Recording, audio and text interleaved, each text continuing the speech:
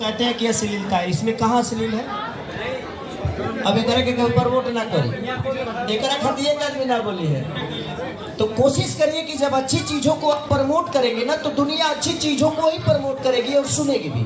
जब बुरी चीजों को बार बार बोलिएगा ना तो दुनिया बार बार उसी को सर्च करेगी। तो मेरी कोशिश है कि जितने भी हमारे यूट्यूबर हैं, हमारे न्यूज रिपोर्टर हैं, मैं आपसे अपील करता हूं कि जब कोई अच्छा गाना आए, अच्छे कॉन्सेप्ट आए, तो उसको आप सब अपने तहत प्रमोट करिए कि दुनिया अच्छी चीजों के पीछे भागे। सर आपने इनवाइट किया प्रमोशन के लिए, तो सब लोग तो आए ही हैं प्रमोशन के लिए ना? आए सब लोग तो प्रमोशन के लिए आए ही हैं। कैसा लग रहा है खेसारी जी वहाँ बोल रहा है यहाँ पे?